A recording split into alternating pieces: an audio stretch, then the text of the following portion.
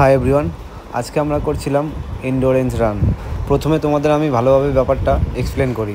রানিংয়ের speed থাকবে 55 to 60 first দুটো set, মানে 100 মিটার আর 200 মিটারের। দেন থার্ড সেট ও ফোর্থ সেট স্পিড রাখবে তোমার নিজের যেটা ন্যাচারাল স্পিড, সেটার 60 থেকে 70%। তারপর আসছে 5 নম্বর সেট, সেটায় তোমার স্পিড রাখবে 75 to 80। আর ওটা ওই রিদিমটা ধরে রাখবে, হয়তো কম বেশি হবে, বেশি হয়তো হবে না, বাট কম হবে।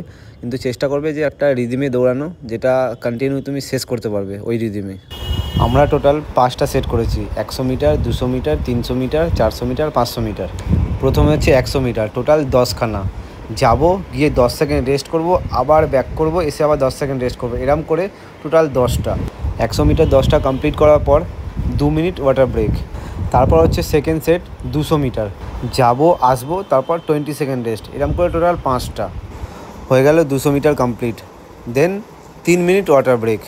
এবার হচ্ছে থার্ড সেট, মানে 300 মিটার, যাবো আসবো যাবো, এটা হচ্ছে একটা, এরকম করে টোটাল 5টা সেট। একটা সেট কমপ্লিট করার পর 30 সেকেন্ড রেস্ট। 3 নম্বর সেটও কমপ্লিট হয়ে গেল। 3 নম্বর সেট কমপ্লিট হওয়ার পর ওয়াটার ব্রেক হচ্ছে 4 মিনিট। 4 মিনিট টোটাল রিকভারি করো, জল খাও, রেস্ট করো, যা খুশি করো। 4 মিনিট পর আবার রেডি হয়ে যাও 400 মিটার, মানে 4 নম্বর সেটের জন্য।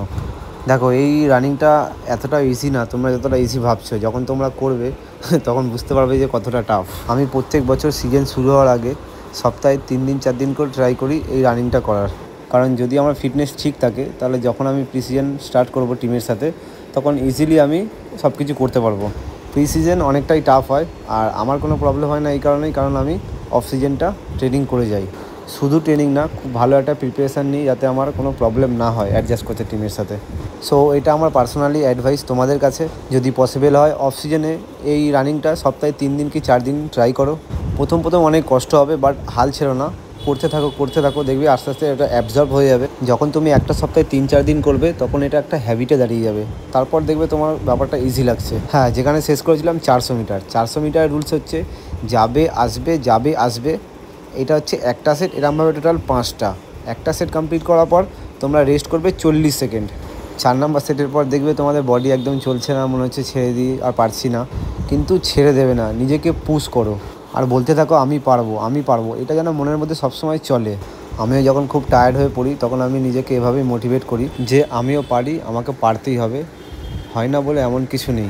দেখো, তোমাদের একটা কথা বলি, হয়তো অনেকেই বলবে যে জ্ঞান দিচ্ছে, বাট এটা জ্ঞান না, এটাই বাস্তব।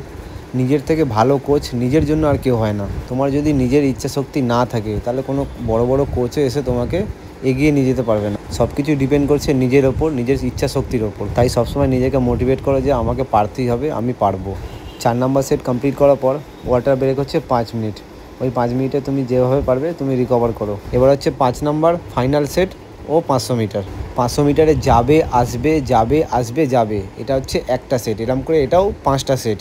একটা সেট কমপ্লিট করার পর 50 সেকেন্ড থেকে 1 মিনিট মাঝখানে রেস্ট করবে একটা সেট কমপ্লিট করার পর। এই 5টা সেট সপ্তাহে যদি তোমরা 3-4 দিন করতে পারো, তোমাদের থেকে ভালো ফিট আর কোনো প্লেয়ার হতে পারবে না। সবাই খুব ভালো থাকো, সুস্থ থাকো, নিজের খেয়াল রাখো। আমার ছোটো ছোটো ভাইরা আজকে প্রথম দিন করেছে, বাট কেউ ছেড়ে দেয়নি, সবাই কমপ্লিট করেছে এবং খুব আনন্দের মধ্যে দিয়ে করেছে।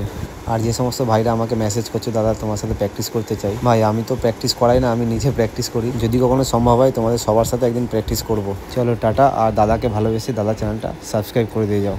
Thank you so much.